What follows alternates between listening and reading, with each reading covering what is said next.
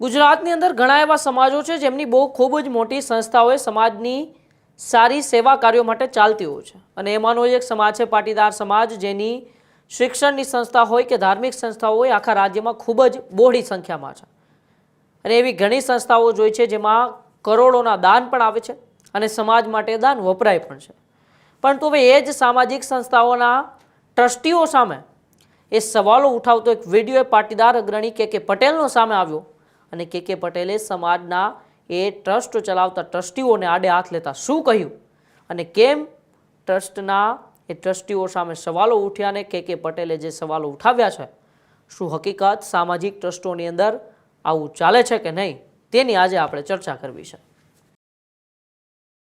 પાટીદાર અગ્રણી કે પટેલનો એક વિડીયો સોશિયલ મીડિયાની અંદર વાયરલ થાય છે અને પાટીદાર સમાજના જે ટ્રસ્ટો ચાલે છે જેને લઈને એ સમાજ ઉત્થાનના કાર્યોની વાતો થાય છે, ટ્રસ્ટોની સામે કે પટેલ સવાલ ઉઠાવે છે. ગેરમાર્ગે દોરનાર અને માલિકીપણું લઈને બેઠેલા સમાજના ટ્રસ્ટોના ટ્રસ્ટીઓ સામે એ કે પટેલે આંગળી ચીંધી છે, તેમણે આડે હાથ લીધા છે. સમાજના ટ્રસ્ટના નામે મોટી મોટી સંસ્થાઓ બનાવીને ગેરરીતિ કરતા ટ્રસ્ટીઓ સામે કે પટેલે વિરોધ કર્યો છે.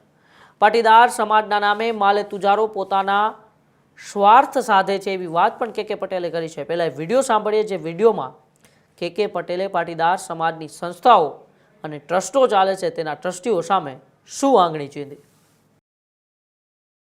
આજે ફરીથી મીડિયાના આગેવાનો અને પ્રેસના આગેવાનોને મળવાનો મોકો એટલે થયો છે.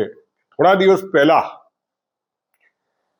હું બોલ્યો હતો પાટીદાર સમાજ વિશે અને મને એમ હતું કે પાટીદાર સમાજમાંથી 5-25 માણસો ભેગા થઈ અને આ વાતને આગળ ચલાવશે. પણ આજે પાટીદાર સમાજના નામે ઘણા ટ્રસ્ટો નોંધાવે છે. માલતુજા લોકો, જે સમાજના પૈસાદાર માણસો, અને સમાજના નામે ટ્રસ્ટો બનાવી અને તેને સમગ્ર પાટીદાર સમાજનું નામ આપે અથવા તો ફલાણું ઢીકણું એવું નામ આપે અને ધીરે ધીરે એ ટ્રસ્ટ મોટું થાય પછી એ કોઈકની સાથે બેસી જાય ને કોઈનું દલાલ બની જાય અથવા તો ગેરરીતિ એમાં ઉત્પન્ન થાય, એટલે એ ચાલી ન શકે. હાલમાં જે સમાજના નામે કોઈ પણ ટ્રસ્ટોએ દાન લીધા છે, કોઈ પણ ટ્રસ્ટોએ સમાજના નામે, પછી નાના મોટા દાન હોય, 1 રૂપિયો હોય કે 100 કરોડ હોય, એ લોકોને બહુ સીધી વાત છે કે નવા એ ટ્રસ્ટોએ એના વ્હાઇટ પેપર, એને ફાઇનલ વ્હાઇટ પેપર બહાર પાડવા પડશે ને. અમે તો હિસાબ માંગ્યો છે મીડિયામાં. અમારો એ છેલ્લી એક મિટિંગ હતી એની અંદર અમારા ફોન કોથળીમાં મુકાવ્યા હતા, એ પણ માંગ્યું છે અલગ અલગ ટ્રસ્ટો પાસે. ને નાનામાં નાનો માણસ ભલે દાન ના આપ્યું હોય પણ જ્યારે સમાજની વાત હોય તો એ પણ કઈ લેખિત આપે અથવા તો માંગે તો એને સમાજે આ કાગળો આપવાની જવાબદારી છે, વ્હાઇટ પેપર બહાર પાડવાની જરૂર છે. સાથોસાથ સરકારે બહુ કરોડો રૂપિયા દાન આપ્યું, જમીનો આપી, કેશુભાઈથી માંડીને એની પહેલાથી માંડીને શંકરસિંહથી માંડીને ખૂબ મોટી જમીનો, ખૂબ મોટા પૈસા, કોઈ વિમાન ચલાવવા માટે, કોઈ સ્કૂલ ચલાવવા માટે, કોઈ ટ્રસ્ટ ચલાવવા માટે, પાટીદાર સમાજને આગળ કરવા માટે, ખેડૂતોના હિત માટે આ બધા ટ્રસ્ટોને પૈસા આપ્યા. એનો કોઈ હિસાબ નથી. મારે સીધું કહેવું છે સરકારને પણ કે આપ સાહેબને બી વિનંતી છે કે આ જે ટ્રસ્ટો ખોટું કરી રહ્યા છે, માલિકીપણું બનાવીને બેઠા છે અને જે ગેરમાર્ગે દોરીને ખોટા હિસાબો આપ્યા છે, તો આની ઉપર રિસીવર બેસાડી આ ટ્રસ્ટના બધાના ચાર્જ લઈ લેવા જોઈએ. ત્રીજું, સાથોસાથ જે માણસો મરી જાય છે ટ્રસ્ટીઓ, એને નામ કમી કરો, એની પાછળ એની પેઢીને કે તમે નવા નામ તો લો, પણ નથી એવું થતું. દુઃખની વાત એ છે કે ધીરે ધીરે એક સમાજ, એક ટ્રસ્ટ 50, 60, 70 કરોડ રૂપિયા ભેગા થાય, 100 કરોડ ભેગા થાય એટલે એની બાજુમાં એક બગલ બચ્ચું નાનું ટ્રસ્ટ બનાવે. એની ઓફિસ કંઈક આ જગ્યાએ રાખે, કંઈ અહીંયા રાખે, કોઈ આમ રાખે, ગુજરાતના કોઈ બી ખૂણે ઓફિસ રાખે. પછી એ જે બગલ બચ્ચું બનાવેલું ટ્રસ્ટ હોય એ 2 જણા સમજોતો કરી લે કે આપણે યુનિવર્સિટી બનાવીએ, આપણે મોટી હોસ્પિટલ બનાવીએ, આપણે ફલાણું બનાવીએ, આપણે ખેડૂત માટે આ કરી લઈએ. એમ કરીને નાના માણસોને પિંજરામાં પૂરવાની વાત કરે. પછી એ બે ટ્રસ્ટ સમજોતો કરીને જે મૂળ ટ્રસ્ટની અંદર હતા અથવા નવા ઉમેરવાના હતા, યુવાઓને ઉમેરવાના હતા, એની બદલે આ બની બેઠેલા માલિકો, અને બદમાશ કહીએ તો કંઈ ખોટું નથી, અને બદમાશી જ કહેવાય દેશી ભાષામાં. સૌરાષ્ટ્રની ભાષામાં વ્હાઇટ કોલર ગુંડા આમ ઇંગ્લિશમાં કહીએ ને, અમારે એમ કહેતા સૌરાષ્ટ્રની અંદર કે ડાકુ. અને પેલા ડાકુની પાછળ છે ને પોલીસ હતી પડતી, ઘોડા લઈને જાય ત્યારે.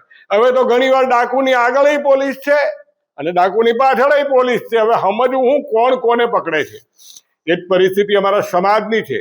તો આ ટ્રસ્ટીઓની પાસે હિસાબ સરકાર માંગે, ન હિસાબ આપે તો એની પર રિસીવર બેસાડે, અને આ જે બની બેઠેલા ટ્રસ્ટીઓ છે એની અંદર એક સિસ્ટમ લાવે કે કોઈ પણ ટ્રસ્ટી 2 વર્ષ અને બહુ સારું કામ કરતો હોય તો એને બીજો ટર્મ્સ આપી, એના પછી વહીવટદારો, ટ્રસ્ટી નહીં, ટ્રસ્ટી તો આજીવન હોઈ શકે, પણ વહીવટદારો અને પછી એ પ્રમુખમાં ન હોય અને નક્કી કરે કે આ 50 વર્ષથી ચોટીને સમાજનું લોહી પીનારાઓ સંસ્થાના નામે કરોડો રૂપિયા ઉભા કર્યા, આજે 100 કરોડ 200 કરોડ તમારી સંસ્થામાં છે, એની પાછળ તમે હોસ્પિટલ બનાવો.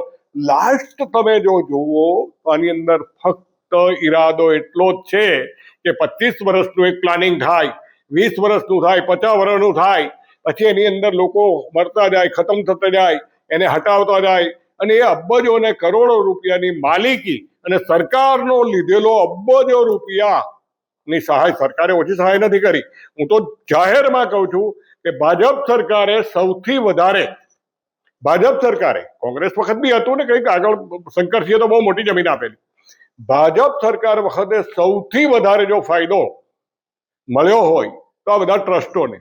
પણ એ કોના માટે આપ્યો હતો? નાનામાં નાના ખેડૂત માટે, નાનામાં નાના મજૂર માટે, નાના ધંધાઓ માટે. એની બદલે આ લોકો આને લૂંટી અને કોઈ કોલરિંગ એટલે વ્હાઇટ કોલર પત્ર કોઈ આપતું નથી, માટે આપે નહીં તો આની લડાઈ હવે આગળ ચાલી અને યુવાઓ સાથે બેસી અને યુવાઓને મારે જાગૃત કરી અને આ લડાઈની અંદર ઉતરવું પડશે. અને જે મોટી મોટી વાતો કરનારાઓ અને સમાજના દલાલો અને આમાંથી કમિશન ખાનારાઓએ અમને કોઈ પણ ઉત્તર આપવો નહીં, અને અમારે તમારું કંઈ સાંભળવાનું થતું નથી. અમારી લાઈન આટલી સ્પષ્ટ છે કે અમે સમાજની અંદર પછી જ બંધારણ કરશું, જ્યારે કે સમાજ પહેલા વ્હાઇટ કોલર બને અને આગળ આવે, યુવાઓ આગળ આવશે, એની સાથે રહી અમે કામ કરશું. જય હિન્દ, જય ભારત, થેન્ક યુ. કે પટેલે કહ્યું કે પાટીદાર સમાજના નામે માલેતુજારો લોકો છે, જે અમુક લોકો જે સંસ્થાઓના ટ્રસ્ટી તરીકે, મોભી તરીકે થઈને બેઠા છે, લોકો પોતાનો સ્વાર્થ સાથે છે. સરકારે સમાજ માટે કરોડો રૂપિયા આપ્યા છે, પરંતુ તેનો કોઈ હિસાબ આ ટ્રસ્ટીઓ આપતા નથી. સરકારે એક રિસીવર બેસાડી તમામ આવા ટ્રસ્ટો પાસે હિસાબ લેવો જોઈએ કે સરકારે તમને જે પૈસા સેવા કાર્યો માટે, સમાજ કાર્યો માટે આપ્યા હતા તે તમે ક્યાં વાપર્યા છે. જે ટ્રસ્ટીઓ મૃત્યુ પામી છે તેના નામ પણ કમી કરવા જોઈએ. નામ કમી થયા બાદ નવી જગ્યાએ એ નવી પેઢીના યુવાનોને જગ્યા આપવી જોઈએ.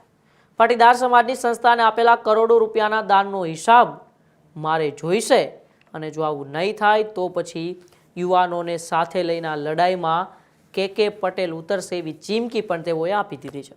એટલે કે પાટીદાર સમાજના ટ્રસ્ટો હાલે છે, ખૂબ જ મોટી સંસ્થાઓ હાલે છે.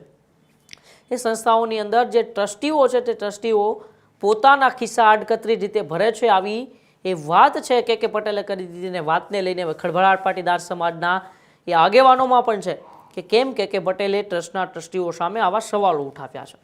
સાથે સાથે તેઓએ એવું પણ કહી દીધું કે આવનારા સમયની અંદર જો મને આનો હિસાબ આપવામાં નહીં આવે તો પછી હું સાથે યુવાનોને રાખીને આંદોલન એટલે કે તમારી સામે એ ઉતરીશ. એ વાત પણ ખૂબ ચોક્કસ છે. તો કે પટેલે તેમના વિડીયોની અંદર એ પણ વાત કરી કે ભાજપ સરકારની અંદર એ ટ્રસ્ટોને ખૂબ જ પૈસા આપવામાં આવ્યા છે, પરંતુ આ ટ્રસ્ટીઓ છે જે સમાજ કાર્યોના બદલે એ પૈસાને બીજી રીતે વાપરે છે, પોતાના ખિસ્સા ભરે છે અને પોતાનો સ્વાર્થ સાધે છે. એવા ટ્રસ્ટીઓને જલ્દીથી ટ્રસ્ટમાંથી દૂર કરવા જોઈએ, આવી માગ પણ કે પટેલે કરી છે. ત્યારે જોવાનું રહેશે કે શું હવે કે પટેલના આ સનસનીખેજ આરોપો સામે આ આંગળી ચીંધી છે કે પટેલે એને લઈને કોઈ પાટીદાર ટ્રસ્ટના ટ્રસ્ટીઓ જવાબ આપે છે કે નહીં તેમની ઉપર સૌની નજર છે. પરંતુ તમારો બાબતે શું માનવું છે? શું હકીકત પાટીદાર સમાજને દરેક સમાજના જે ટ્રસ્ટો ચાલે છે, જેઓ સરકાર પાસેથી જે ફંડ મળે છે, હકીકત સેવા કાર્યો વાપરે છે કે પછી પોતાનો અંગત સ્વાર્થ સાધે છે? અમારા કોમેન્ટ બોક્સમાં અચૂકથી જણાવજો. બાકી જોતા રહેજો ન્યૂઝરૂમ ગુજરાત, ગુજરાતનો ગજરાત. નમસ્કાર.